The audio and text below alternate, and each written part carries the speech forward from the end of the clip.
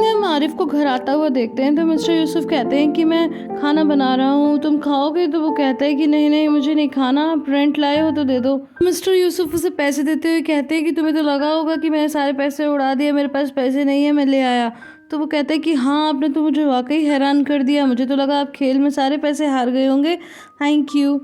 तो आरिफ एक बार फिर से विंडो के बाहर देखता है तो नजला अभी भी नजर रखे हुए था। ये देखकर वो एकदम फिर आरिफ तुरंत ही घर से बाहर जाने लगता है तो मिस्टर यूसुफ कहते हैं कि अरे तुम कहाँ जा रहे हो? तो वो कहता है कि मैं अभी जरूरी काम से जा रहा हूँ। बाहर अपने बच्चों के साथ बैठी होती है कि तभी कोई डोरबेल रिंग करता है, वो खोलने जाती है तो आरिफ होता है। फिर आरिफ कहता है कि क्या हम नीचे चलकर थोड़ी बात कर सकते हैं? तो वो कहती है कि नहीं, अभी मेरा मूड नहीं है, और मुंह पर ही दरवाजा बंद कर देती है।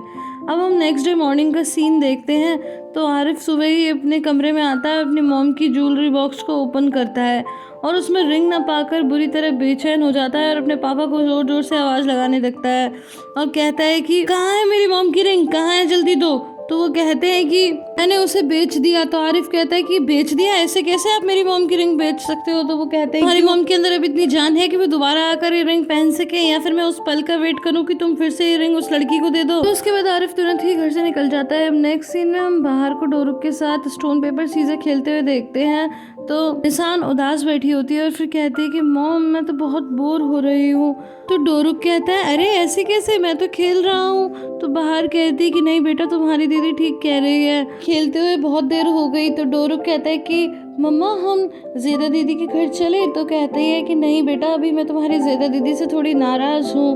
तो फिर निशान कहती है मॉम पापा की वजह से? तो कहती है कि हाँ। फिर कहती है चलो बेटा हम पार्क चले।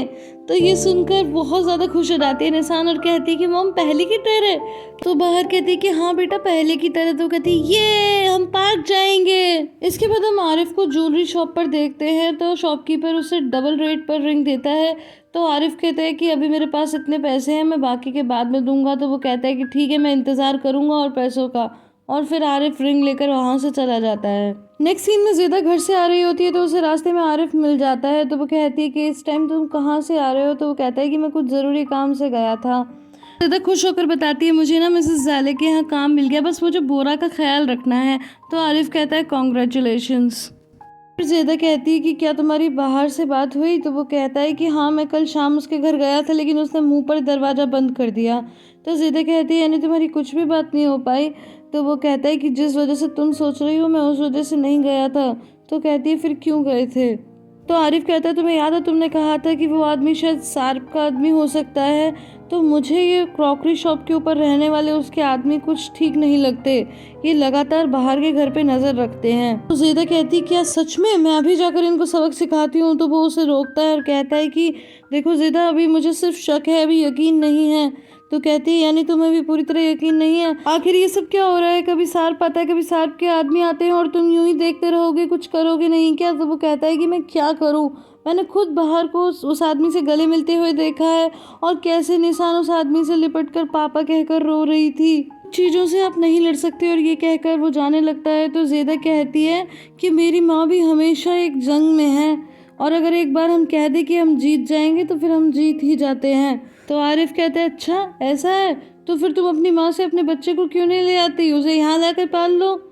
ये सुनकर ज़ेदा बहुत ही ज़्यादा उदास हो जाती है और फिर आरिफ को हम उसकी शॉप पर और पैसे इकट्ठे करते देखते हैं। एक सीन में हम मिसेस हतीजा और मिस्टर अनवर को घर से निकलता हुआ देखते हैं तो मिसेस हतीजा कहती हैं कि अनवर आज हम जल्दी निकल आए। तो मिस्टर अनवर कहते हैं कि अब मेरा शीरीन के साथ उस घर में दम घुटता है, इससे तो अच्छा होगा कि हम ज़ेदा के घर चले। वैसे अगर हम बाहर के घर चले तो मिसेस हतीजा कहती हैं कि अभी तो वो थोड़ी नाराज़ है, बाद में चलेंगे। तो मिस्टर एनवर कहते हैं कि अगर उसे पैसे की ज़रूरत होगी तो मिसेस हतीजा कहती हैं कि जब वो हॉस्पिटल से घर आई थी तो मैं कुछ पैसे रखाई थी, हालांकि फिर भी पैसों की ज़रूरत तो उसे पड़ेगी ही। वो कहती हैं कि एनवर मैं तुमसे एक बात कहना चाहती हूँ कि देखो हमारी बेटी भी बीमार है, हम बाहर के चक्कर में उसका ध्यान नहीं रख पाए।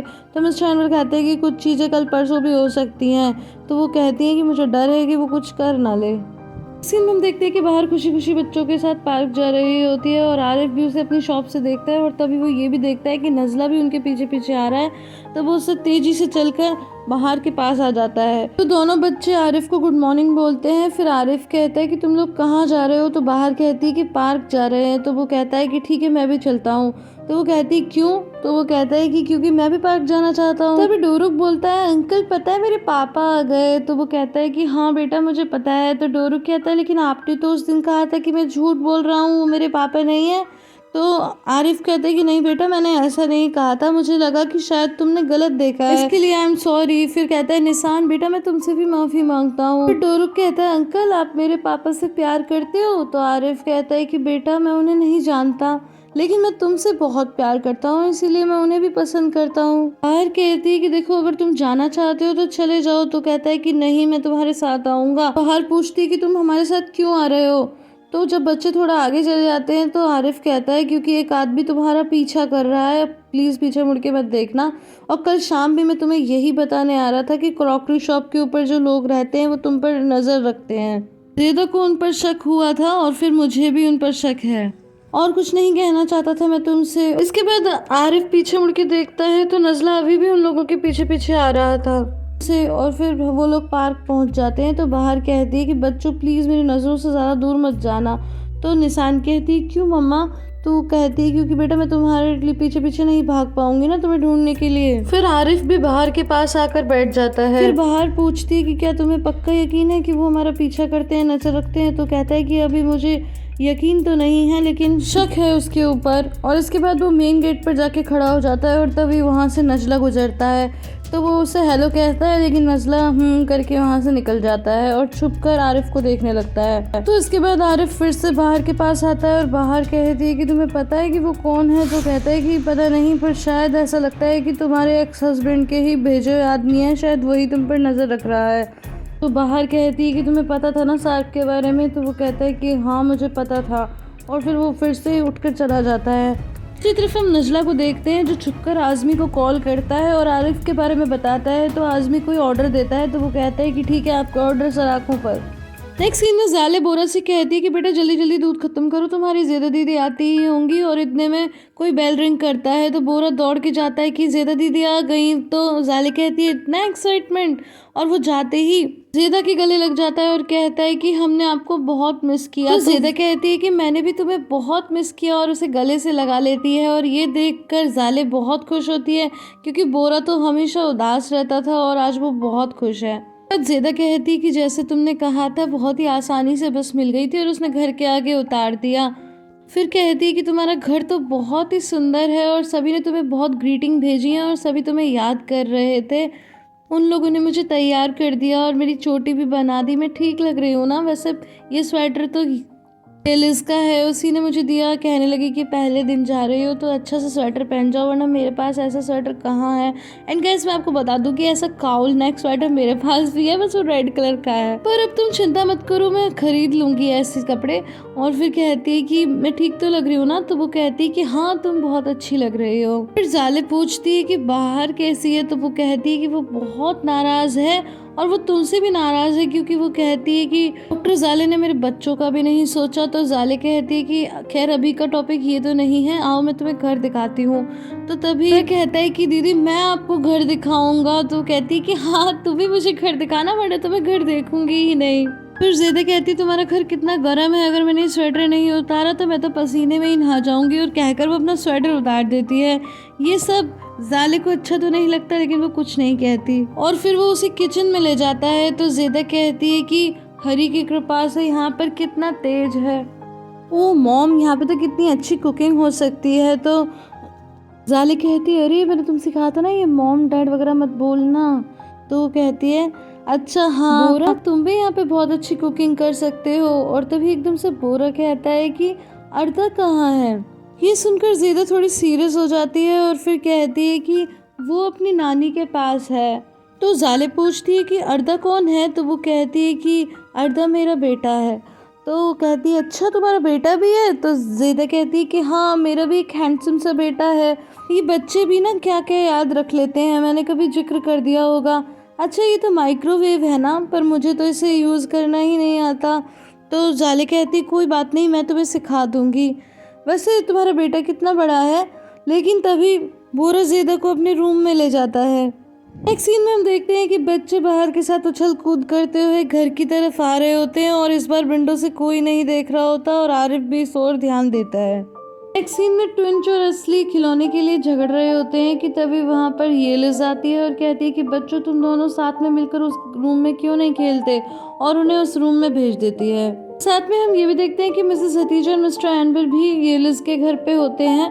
तो वो कहती है कि आप लोग परेशान मत होइए क्योंकि बाहर ज़्यादा देर तक नाराज़ नहीं रह सकती, आप जानती हैं ना। तो मिसेस हतीजा कहती है कि सिर्फ इतनी बात थोड़ी ही है, अभी तो हमें ये भी बताना है कि सार्प मैरिड है और उसके 2 बच्चे भी हैं। तो येलिस कहती है अरे हाँ अभी तो ये भी बताना है। फिर मिसेस हतीजा कहती है कि एनवर, तो वो कहते हैं कि नहीं नहीं नहीं नहीं मैं बिल्कुल नहीं बताऊंगा, वो पहले ही मुझसे नाराज़ है, अब चाहे वो 1 महीने नाराज़ रहे 2 महीने नाराज़ रहे, लेकिन इस बार मैं नहीं बताऊंगा। और इस बार तुम सार्प को ही बताने दो, उसे भी तो पता चले कि आदमी की तरह खड़े होकर सच्चाई कैसे बोली जाती है। एक सीन में बाहर घर की विंडो से बाहर की तरफ देख रही होती है और नजला भी वहां मौजूद होता है और आरिफ की नज़र भी उसी तरफ होती है। लेकिन तभी नजला एकदम से बाहर की तरफ देखता है तो जिसे देखकर वो एकदम से अंदर की तरफ हो जाती है।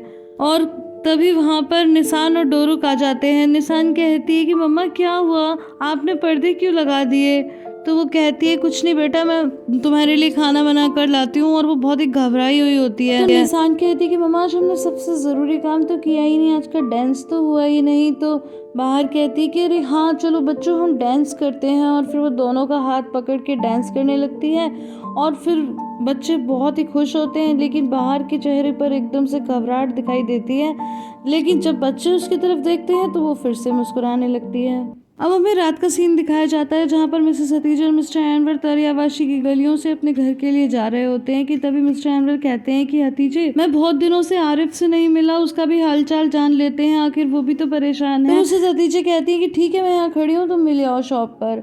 फिर मिस्टर एनवर जैसे ही शॉप के अंदर जाते हैं तो देखते हैं कि कॉफ़ी बुरी तरह से उबल रही होती है। तो वो गैस बंद कर देते हैं, लेकिन उनका ध्यान एक और जाता है तो वहाँ देखकर वो बड़े हैरान होते हैं क्योंकि आरिफ का कोट अभी भी शॉप में टंगा होता है। लेकिन इसके बाद वो बहुत ही आश्चर्यचकित होते हैं क्योंकि स्लैब पर एक रेड कलर का सब्सटेंस होता है। एंड गाइस ये रेड कलर का सब्सटेंस क्या है वो तो आप समझ ही गए होंगे।